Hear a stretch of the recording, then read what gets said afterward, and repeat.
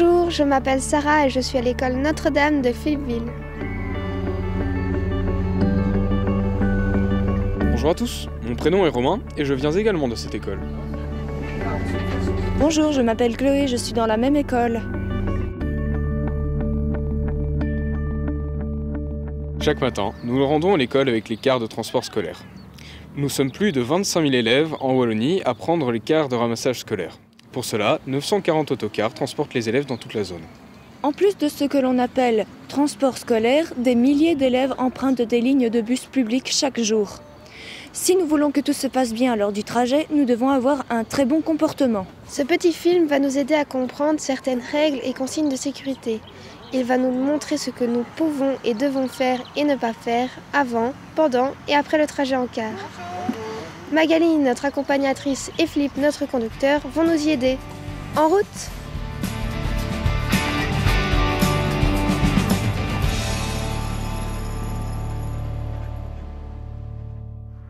Il est tôt. Il fait encore noir. Certaines personnes dorment encore. Le jeune Julien, parti pour la énième fois en retard de chez lui, doit rattraper son retard en allant vers l'arrêt de bus. Vêtu de couleur sombre, il marche du mauvais côté de la route. Les automobilistes ne le voient pas, il court un grave danger. Mais ce n'est pas tout. En voulant essayer de rattraper son bus, il risque un accident. Voilà ce qui est conseillé de faire. Premièrement, toujours être vêtu de couleur claire. Deuxièmement, porter un brassard fluorescent pour que les automobilistes vous voient. Troisièmement, savoir marcher du bon côté de la route. Quatrièmement, toujours être là 5 minutes à l'avance pour que le bus puisse vous prendre. Voilà.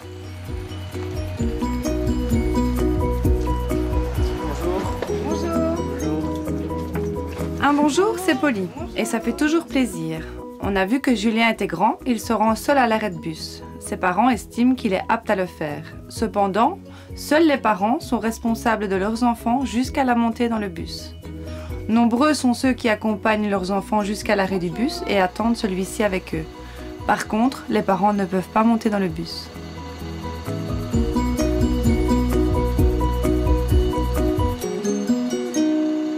Il se peut qu'un car ait du retard. Si celui-ci est supérieur à 20 minutes, le chauffeur enverra alors aux parents abonnés au service info SMS un simple message.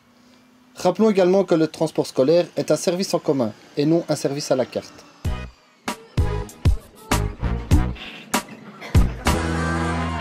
Souvent, voilà ce qu'il se passe en attendant le car. Certains élèves jouent sur la chaussée et d'autres se chamaillent l'arrêt.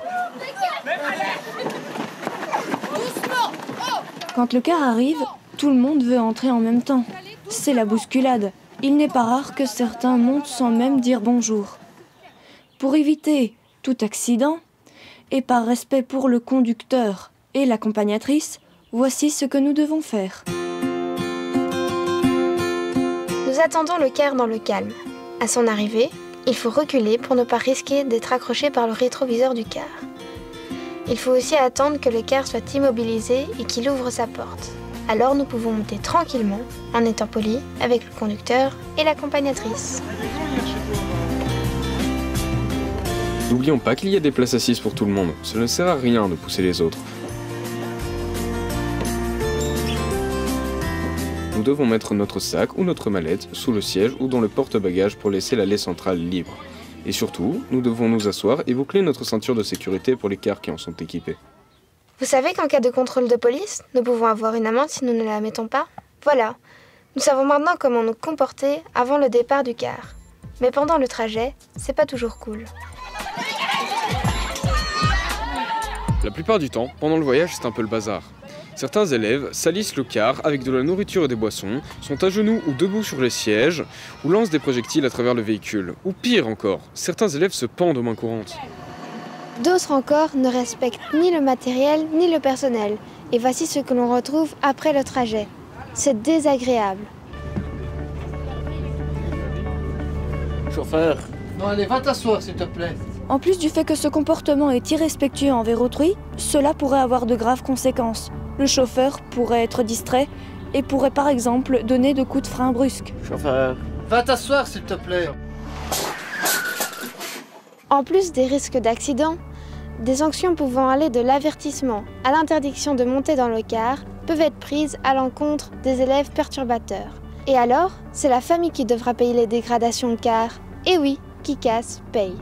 Et en arrivant à l'école, le car n'est pas encore arrêté, que l'on voit que tout le monde est déjà debout et veut sortir en se bousculant. C'est certain, un jour, il y aura un accident. Et hop, revenons en arrière pour voir ce qu'il faut faire. Dans le car, nous devons absolument rester assis et attacher notre ceinture. Ne pas nous déplacer, ni crier, ni chahuter. Nous ne pouvons ni manger ni boire. Pour ceux qui ont de longs trajets, il est autorisé de boire un peu d'eau et de manger un biscuit sec. Nous ne pouvons pas parler au chauffeur pendant qu'il conduit, ni le distraire. En plus, nous devons également respecter le véhicule, ne pas détériorer le matériel qui est mis à notre disposition pour nous conduire à l'école. Quand le car arrive à destination, il faut absolument attendre l'arrêt complet de ce véhicule avant de détacher notre ceinture et de nous lever. Il faut descendre calmement et dire au revoir, c'est la moindre des politesses.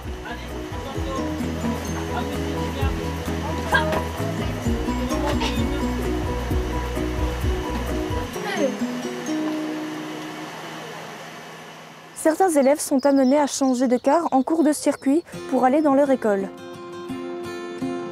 Les élèves transitent alors par un endroit appelé de correspondance. Le principe de la correspondance est le suivant.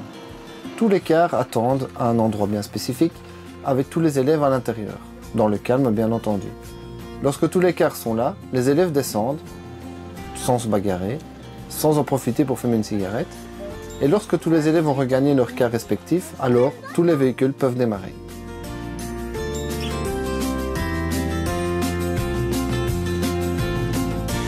À l'arrivée à l'école, c'est le personnel enseignant ou de surveillance de l'école qui nous accueille et qui est responsable de nous. Au retour, ce sont ces mêmes personnes qui iront nous conduire à l'endroit où le car stationne pour nous charger. Si notre comportement n'a pas été exemplaire, l'accompagnatrice peut en informer l'école et inversement. Une bonne communication entre eux est primordiale. Comme d'habitude, quoi, mais sinon... En fin de circuit, l'accompagnatrice fera le tour du car pour voir si des élèves ne sont pas restés à bord. Le conducteur fera la même chose une fois rentré au garage.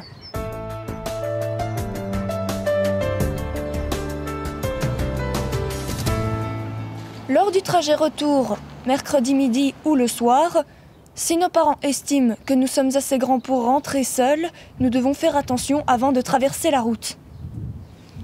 Attention, super important, nous ne devons jamais passer devant ou derrière le car parce que les voitures ne nous aperçoivent pas. Pour traverser la route, attendons plutôt que le car ait quitté son arrêt et soit suffisamment loin pour nous engager. Nous verrons alors beaucoup mieux les dangers de la route, comme une voiture un peu trop rapide. Maintenant, nous savons ce que nous devons faire pour monter dans le car, nous tenir convenablement pendant le trajet et descendre calmement.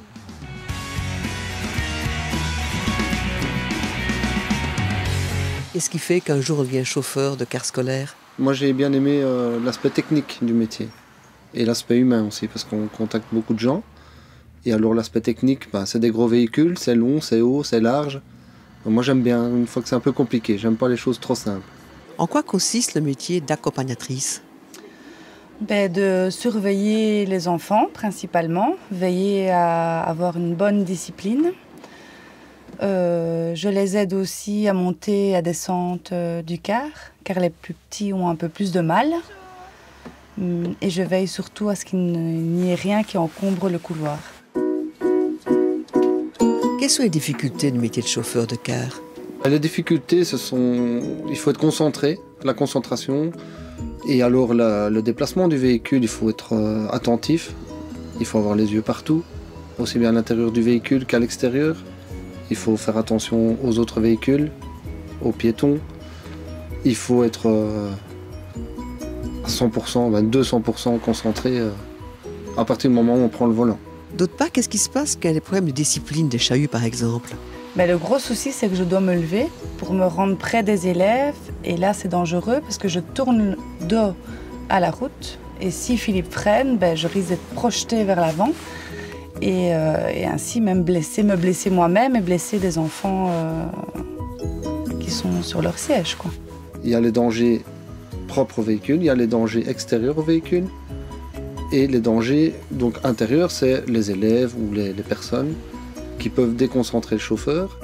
Il y a les dangers extérieurs qui sont les piétons, les usagers faibles ou les véhicules, les autres véhicules, donc les poids lourds ou les autres véhicules légers, qui peuvent ne pas comprendre qu'on a besoin de place et donc nous recoupent la route ou nous empêchent de passer. Donc voilà, c'est un peu un tout. Il faut vraiment faire attention à tout.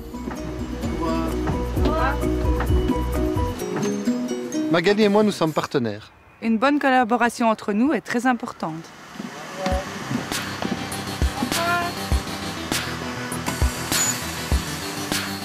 Dernier point que nous devons absolument aborder. Que faire en cas d'évacuation? Il se peut qu'un jour, nous soyons amenés à sortir rapidement du véhicule car un incident a été détecté pendant le trajet. Un peu de fumée ou bien une panne mécanique. Philippe, Magali, il y a le feu à l'arrière! Le chauffeur va alors donner l'ordre d'évacuation. Il faut suivre ces directives. Voilà. On va évacuer le car, on reste calme, on défait sa ceinture et on laisse les cartables. On y va. Lorsque l'évacuation débute, le chauffeur remonte le couloir pour faire signe aux élèves côté allée de se lever et de se diriger vers la porte avant, sans crier ni se bousculer et sans prendre sa mallette ou son sac. Vous mettez là sur le côté. Pour les plus jeunes qui auraient des difficultés à se détacher, c'est le conducteur qui les aidera à se libérer. Arrivé au fond du car, le chauffeur va alors faire évacuer les élèves placés à l'arrière du véhicule. Il va alors remonter l'allée en donnant une consigne aux élèves côté fenêtre de sortir. Les derniers élèves à sortir sont donc ceux côté fenêtre à l'avant. Enfin, le chauffeur peut sortir. Si le car transporte des élèves voiturés, le chauffeur et l'accompagnatrice remontent ensemble et procèdent à l'évacuation des élèves. Une fois tout le monde à l'extérieur, nous attendons qu'un autre car vienne nous chercher. Voilà, ce petit film est terminé. Nous sommes certains que vous avez retenu les consignes de sécurité et que vous les appliquerez pour plus de respect et de sécurité dans le transport scolaire. Retenons simplement que notre comportement a beaucoup d'importance pour la sécurité de tous. Bon voyage!